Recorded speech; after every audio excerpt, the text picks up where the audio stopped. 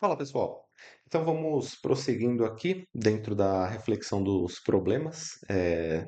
A gente tem aqui o afunilamento dos problemas relacionados aos paradigmas e até mesmo a interpretação que as pessoas têm da realidade, sua cosmovisão, e como elas encaram todo o pensamento que conduz às suas próprias ações, né? Então as ações, antes elas têm uma tendência fundamental na vida. A maior parte das pessoas esquece que a própria vida humana ela é determinada por aspectos estudados dentro da filosofia, como a gnoseologia e epistemologia, que são estudos respectivamente ativo e passivo do conhecimento, o estudo que se direciona a criar um conhecimento, a gerar um conhecimento, e o estudo que se direciona a captar esse conhecimento, a episteme, né, no caso.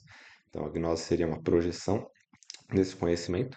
Também temos ali a axiologia, que é a determinação do valor, então o estudo do valor nas coisas, né, do peso específico de cada um dos critérios analisados na realidade. E a gente tem também a teleologia, né, que é o estudo da finalidade, então o estudo do propósito embutido nas coisas ou da sua intencionalidade. A gente também tem a noética, né, ou a noologia, que é o estudo dos artefatos psicoespirituais, né, ou seja, da mente, ou de quais são os direcionamentos mentais. Todas essas coisas na filosofia elas servem para que o ser humano ele tenha um determinado entendimento sobre processos que não são tão objetivos quanto parecem. Eles são subjetivos porque eles pertencem a uma camada de relação, né? Então, parece que é a relação direta do indivíduo com a sua realidade, até mesmo do indivíduo para consigo mesmo, e em um caso mais extremo, né, de um aprofundamento de certo modo ali espiritual, o contato que a pessoa tem de si mesmo para com Deus. Então, toda essa relação, ela pertence ao núcleo da filosofia. E isso é o que distribui, né, todas as disciplinas que acabam se apinhando nos desenvolvimentos de campos específicos da ciência humana, né? O que gera, inclusive, as nossas extensões, as tecnologias, né? Então, todos os problemas que a gente tem que lidar hoje em dia, eles acabam se afunilando em alguns aqui, que eu devo explicitar.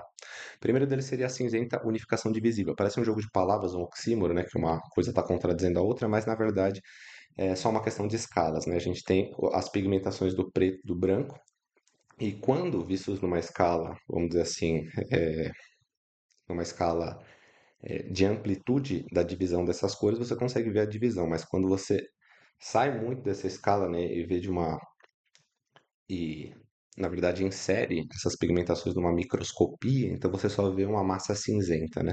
Então, por fora parece que está tudo unânime, mas também não tem identificação nenhuma, mas por dentro ele está dividido e inclusive só não pode ser observado dessa maneira. O que seria isso, né? Então, esse fenômeno, esse problema, seria a criação de oposições para aniquilação do dual. Então, existe uma dualidade, ao invés de ela ser integrada, né? Ao invés de haver uma correspondência entre artefatos antagônicos da realidade, ou mesmo lidar com isso como parte da realidade, existe uma aniquilação. Então, tanto um lado extremo positivo quanto um lado extremo negativo, eles precisam ser neutralizados para que haja ali uma interação eh, mais amena, mais confortável, e o ser humano ele possa lidar com isso de maneira a empenhar menos energia, né? Ou seja, isso daí tudo gera uma neutralização da pulsão humana natural. Então, a vontade humana ela começa a ser reduzida conforme as coisas elas vão tirando ali a sua excentricidade, principalmente a sua extremidade, né? Na maneira como elas são encaradas. Então, as coisas elas são retas na realidade, né? Mas elas acabam sendo diminuídas no seu sentido original para que elas fiquem mais afofadas ao pensamento humano. Isso tudo, é claro, vai gerar ali facções intransponíveis do pensamento, né? Político, científico, religioso. Então, essas facções, na verdade, são um dos reflexos que a gente observa, que são grupos cujas ideias não pode de maneira nenhuma, nem mesmo assimilar parte das ideias de de um caráter antagônico, né, do grupo oposto, né? Então, é realmente uma facção intransponível do pensamento. Não se pode adquirir absolutamente nada que venha, que esteja fora daquele sistema. E isso faz com que haja um desconhecimento das causas completas, né? Então, por exemplo, você cerceia um grupo específico como detentor da benignidade ou como detentor daquilo que contém a verdade. Só que nada na nossa realidade contém 100% de verdade. A realidade ela é uma composição, né? Então, ela é uma composição de verdade e mentira, uma composição de bem e mal, uma composição de dualidades.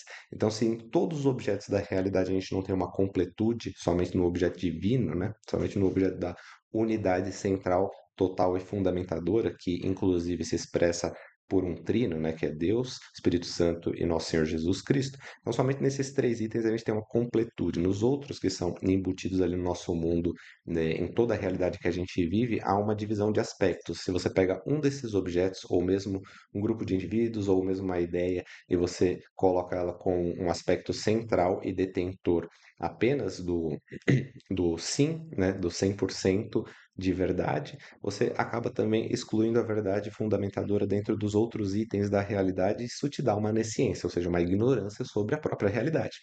Então, isso acaba sendo meio que uma aniquilação até mesmo para a diretriz do pensamento.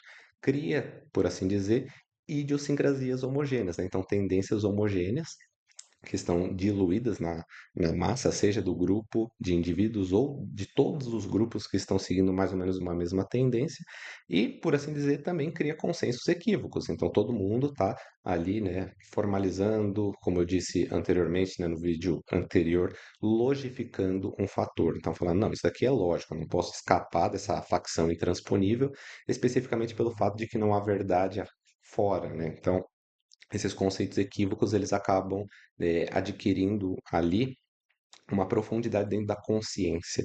E isso cria dois problemas finais, né, para nós. O primeiro deles seria o futurismo exacerbado, que ele é dado mais pelas pessoas mais jovens.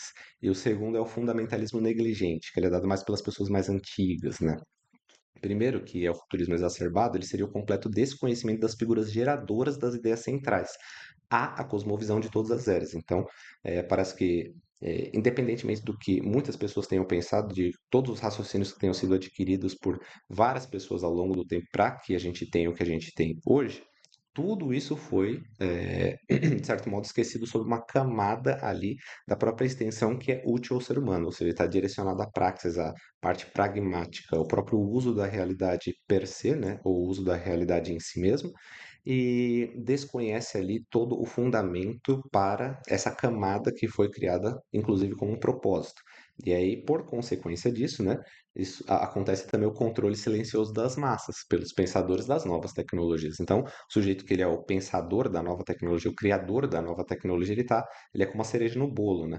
E o bolo seria a constituição de vários outros filósofos em várias outras camadas do extrato histórico que foram determinando pouco a pouco ali uma condução, uma finalização, até mesmo uma compartimentalização do pensamento desse ser que criou a tecnologia. Quando ele determina uma coisa, né, por exemplo, ele diz que uma tecnologia ela foi criada e ao mesmo tempo ele impõe ali uma ideia mais ou menos da sua própria cosmovisão, essa ideia ela também é de certo modo embutida dentro do pensamento.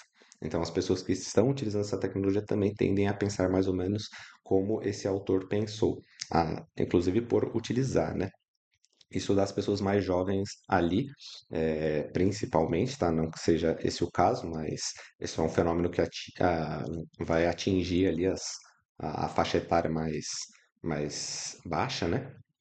Então, pessoas que têm menos contato, menos convívio com o mundo antes dessa tecnologia exacerbada, ela acaba, não, acaba tendo um futurismo ali dentro da sua maneira de pensar, ou dos paradigmas que determinam a sua própria mentalidade, sua noologia.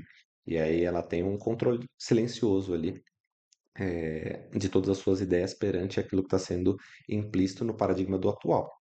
Agora, também tem um outro aspecto que é o fundamentalismo negligente, que seria a desconsideração das mudanças paradigmáticas e dos novos esquemas noológicos, ou seja, mentais, psicoespirituais, que estruturam tempos de alteração cada vez mais acelerados. Então, assim, os tempos estão se apressando, por assim dizer. Se você desconsidera que uma mudança de um paradigma ele pode ter uma relação completa ou na destruição de um aspecto da cosmovisão, até mesmo na fundamentação de um novo aspecto para a cosmovisão, então muitas infiltrações de desconhecimento sobre o que está acontecendo no presente também acabam influenciando a pobreza dentro de uma consideração filosófica.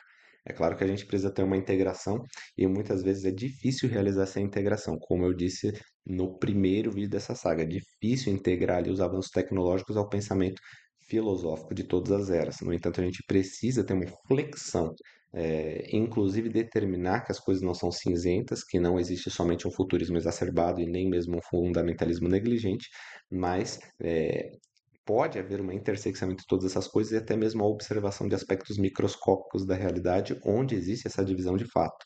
Então, não se pode ter ali, por exemplo, uma homogeneização dos aspectos, eliminando as suas qualidades para que eles para que eles tenham equivalência entre si, né? O que a gente precisa de fato é ter uma dialética, observar as coisas como elas realmente são e extrair delas a porcentagem daquilo que elas compõem, né? Então, a realidade ela é composta de itens contraditórios, mas a gente precisa analisar esses itens e não excluí-los da realidade. E é isso que está sendo realizado, inclusive, né, com esse direcionamento, com essa senda que está sendo trilhada ali no nosso pensamento. Bom, acredito que para esse determinado momento também já tenha ali um escopo para esse vídeo. E no próximo vídeo a gente vai analisar um pouquinho mais dessas questões que podem ser, de certo modo, tem um palpite para uma resolução do paradigma, mas é o que eu vou apresentar conforme eu for designando ali produções para serem publicadas e até mesmo outros itens, né? A gente tem que estender a linha das nossas produções em várias dimensões diferentes. Então, eu vou tentar criar conteúdos de várias maneiras diferentes. Inclusive, o canal é uma dessas propostas, somente uma, mas tem outros tipos de propostas e elas vão pertencer ali à reflexão final que eu vou fazer sobre os paradigmas do atual, que vai ser no próximo vídeo. Então, fiquem atentos e já agradeço de pronto aí eh, a visualização de um tema tão importante. Até mais, pessoal. Na próxima aí a gente finaliza esse tema e segue para outros que talvez possam ser mais assustadores ainda. Até mais.